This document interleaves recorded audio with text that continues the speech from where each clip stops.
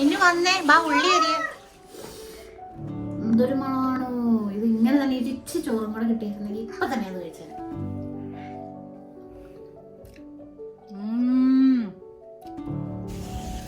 Good morning, happy Easter.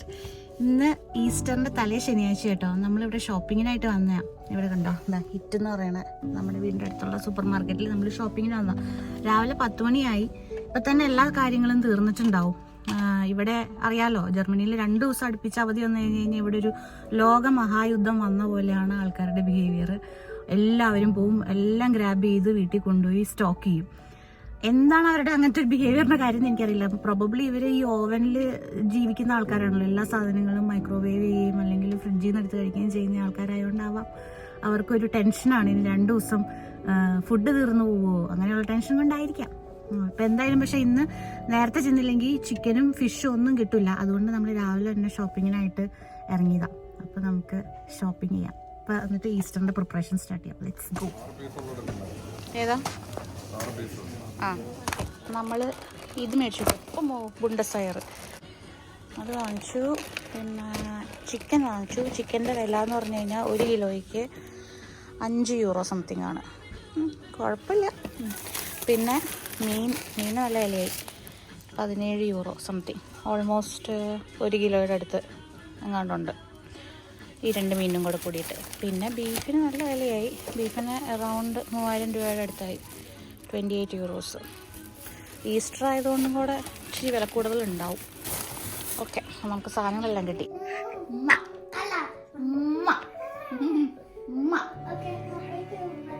നമുക്ക് വേണോ ഇത്?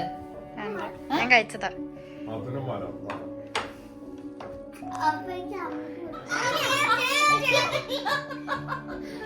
നമുക്കൊന്ന് ക്ലീൻ ചെയ്ത് തുടങ്ങിയാലോ? ഇന്നു ക്ലീൻ ചെയ്തതല്ലേ ഇവിടെ? അതല്ലേ പറഞ്ഞേ, നമുക്ക് കുക്കിങ്ങിനുള്ള പ്രിപ്പറേഷൻ തുടങ്ങിയാലോ? ഓക്കേ. ആദ്യം നീ ഇത് കഴിച്ചോ? ആ, ഞാൻ കഴിച്ചു. ഓ, പനിച്ചിരിക്കുന്ന മാത്രം കെട്ടിപ്പിടിച്ചിരിക്കാൻ നല്ല സുഖം. ഈ കളറുള്ള മുട്ടയുടെ ഇതെന്താന്ന് നിങ്ങൾക്ക് അറിയാവോ? കഥ എന്നാന്നറിയാവോ? ഭയങ്കര നാറ്റാണ്. ഇത് പുഴുങ്ങിയ മുട്ടയാന്ന് അറിയാമല്ലോ, ഈ കളർ ചെയ്ത് വെച്ചിരിക്കുന്നത്. ഇത് എന്തിനാന്ന് വെച്ച് കഴിഞ്ഞാൽ ഇവിടെ ക്രിസ്ത്യൻസ് ലെൻഡ് എടുക്കുമല്ലോ. അപ്പം ലെൻഡ് എടുക്കുമ്പം കോഴി മുട്ട ഇടാതിരിക്കുന്നില്ല, കോഴി എന്തായാലും മുട്ടയിടും. അപ്പോൾ ആ മുട്ട ചീത്തയാവാതിരിക്കാൻ വേണ്ടിയിട്ട് കളർ ചെയ്യുന്നതാണ്. അത് പുഴുങ്ങിയിട്ട് കളർ ചെയ്യുന്നതാണ്. അപ്പോൾ ഇത് കളർ ചെയ്യുമ്പോൾ എന്താണെന്ന് വെച്ച് കഴിഞ്ഞാൽ ഇതിൻ്റെ ഉള്ളിലേക്ക് എയർ കയറില്ല, ലൈറ്റ് കയറില്ല. അങ്ങനെ വരുമ്പം ഇത് പ്രിസർവ്ഡ് ആയിട്ടിരിക്കും. അപ്പോൾ ഈ പുഴുങ്ങിയ മുട്ട പ്രിസർവ് ചെയ്യാനുള്ള ഒരു രീതിയാണ് ഈ കളറിങ്.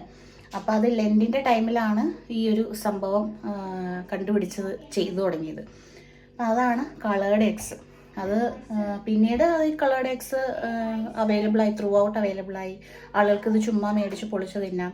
പക്ഷെ എനിക്കിത് വലിയ ഇഷ്ടമില്ല. എനിക്കതിൻ്റെ ഒരു മണം എനിക്കിഷ്ടമില്ല. നിനക്ക് ഇഷ്ടമാണോ കളേർഡ് എഗ്സ്? അതെന്താ നിന്റെ കയ്യിലിരിക്കണേ? അതെന്താ അവൻ്റെ സ്കൂളിൽ നിന്ന് കൊണ്ടുവന്നതാണോ? എനിക്കത് വലിയ ഇഷ്ടമല്ല. കാരണം ഇത് പുഴുങ്ങിയത് കണ്ടിന് ഒരു പഴയ മട്ടയുടെ ഒരു മണം, ഇപ്പോഴുള്ള ഒരു മണമുണ്ട്. എന്താ നമ്മൾ ഉണ്ടാക്കാൻ പോണേ? ചിക്കൻ ഇങ്ങനെ മുളക് കൂടെ അൽഫാം.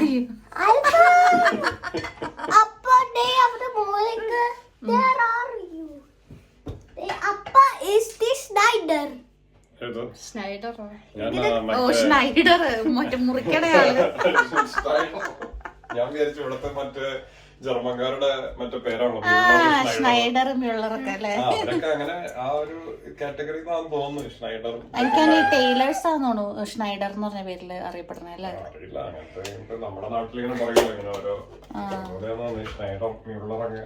ഓക്കെ, അപ്പൊ നമ്മൾ ഇന്ന് ഉണ്ടാക്കാൻ പോകുന്നത് എന്താണ്? മീൻ പൊള്ളിച്ചത്, പിന്നെ ബീഫിനുള്ളത് മുളക് വരട്ടി വെക്കണം, മീൻ പൊള്ളിക്കാനായിട്ട് വെക്കണം, പിന്നെ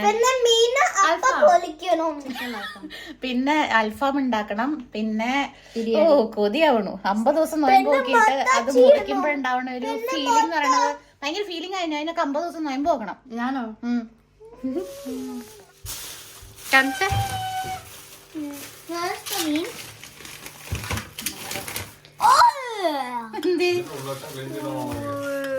എന്താ മന്ന? നല്ല സാധനം അവിടെ ഉള്ളൊക്കെ ക്ലീൻ ചെയ്ത് നല്ല അടിപൊളിയായിട്ട് വെച്ചേക്കണം. ചെറുതിന് മാത്രം കളഞ്ഞാൽ എടുത്താൽ മതി. ഇത് കട്ട് ചെയ്യണ്ടേ ആദ്യം? ഇത് വാഷ് ചെയ്തോ? അല്ല, ആദ്യം ഇത് കട്ട് ചെയ്തിട്ട് വാഷ് ചെയ്യണം. കളഞ്ഞിട്ട് വാഷ് ചെയ്യാം. ഇതുകൊണ്ട് ആ,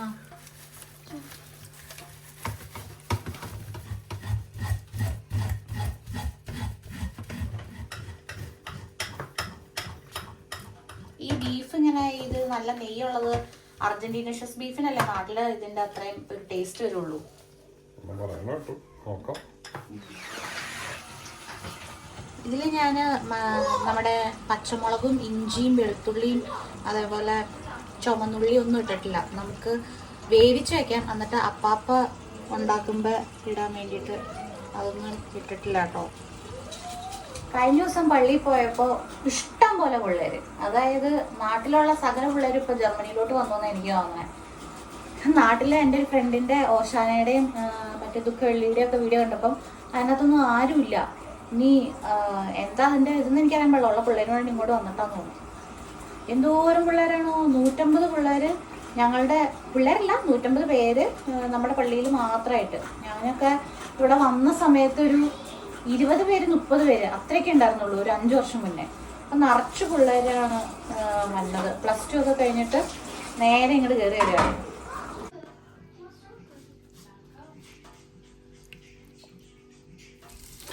മീനൊക്കെ നല്ല മൊരിഞ്ഞ് വരുന്നുണ്ട്. ഓ എനിക്കിത് ഇങ്ങനെ തന്നെ അങ്ങ് കഴിക്കാൻ തോന്നുകയാണ്. സഹിക്കാൻ പറ്റുന്നില്ല.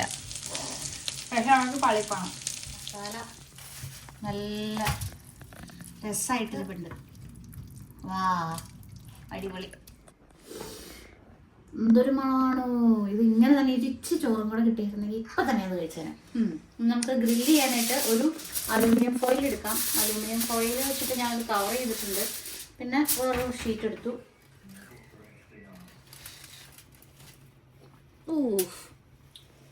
കണ്ണ് മാറ്റിയൊന്നുമില്ല. റൈസായിട്ട് ഞാൻ വെറുതെ ഒരു ബിരിയാണി റൈസായിട്ടോ ഉണ്ടാക്കിയേക്കണേ.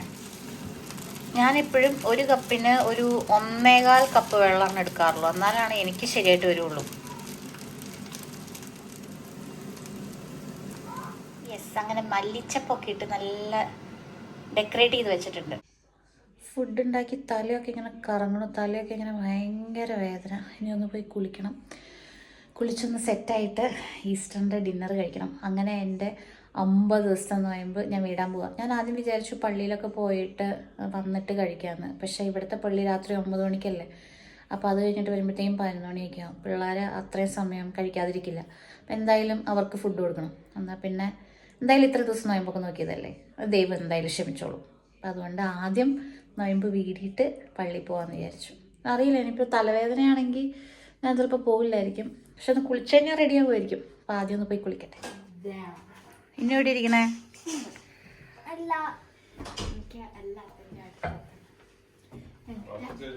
ഇല്ല, പ്രാർത്ഥിക്കാൻ പോവാ. പ്രാർത്ഥിച്ചിട്ടോ? ശരിയാണല്ലോ. തുടങ്ങിയാലോ? മീൻ പൊള്ളിച്ചതുണ്ട്, എന്തൊക്കെയുള്ള മീൻ പൊള്ളിച്ചതുണ്ട്, പിന്നെ അൽഫാം, ഒരു മന്തി പോലത്തെ രസമാണ്. പിന്നെ അപ്പം ഉണ്ട്, പിന്നെ സ്റ്റ്യൂ ഉണ്ട്, പിന്നെ ബീഫ്. ഇനി ഞാൻ എൻ്റെ മീൻ പൊള്ളിച്ചൊന്ന് തുറന്നു നോക്കട്ടെ. തുറക്കാം. അതിൻ്റെ ആവശ്യമില്ല അല്ലേ, ഇല്ലാതെ തന്നെ, അത്രയും ഇല്ലാതെ തന്നെ തുറക്കാം. അത്രയും മാറ്റി മീൻ. കൊള്ളാം. മീനല്ല, പിന്നെ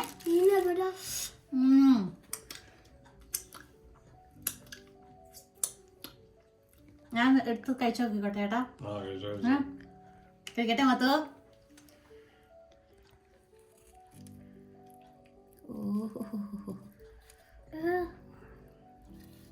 വേണ്ട, ഞാൻ എൻ്റെ നോയമ്പ് വീടാൻ പോകട്ടോ.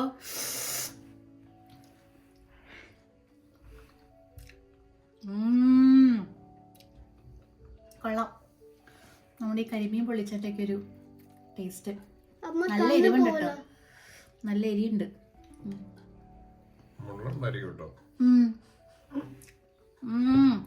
മുള്ളുണ്ടോ? മുള്ളു കിട്ടിയ കൊള്ളാം. എൻ്റെ നൊമ്പ് വീടി. എനിക്ക് വേണ്ടാതെ. അതിനാ എങ്ങനെ എടുക്കണ്ടേ? എനിക്ക് ഇത് വേണ്ട. ഇതെനിക്കാ. അമ്മ ഇത് സോനമ്മ അവിടെ ഉണ്ടോ? ഇല്ല.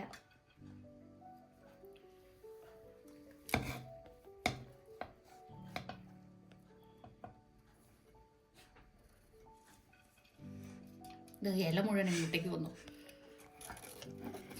ഇനി ഒരപ്പം. ഈ കല്യാണത്തിന് ബുഫേ എടുക്കില്ലേ അതേപോലെ ഉണ്ട്. പിന്നെ ചിക്കൻ സ്റ്റ്യൂ കേട്ടോ. ചിക്കൻ അവിടെ ചിക്കൻ ഉണ്ട്.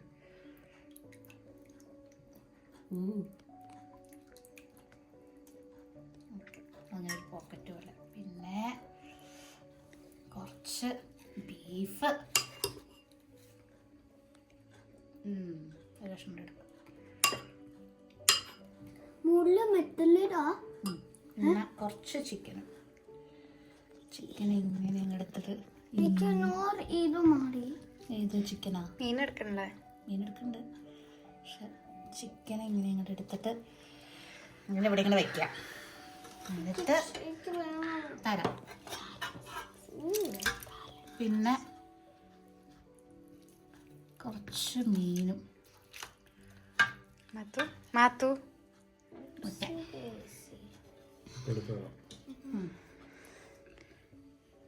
സോറി ഗൈസ്, ഞാൻ ആദ്യം കഴിക്കാൻ പോകട്ടോ.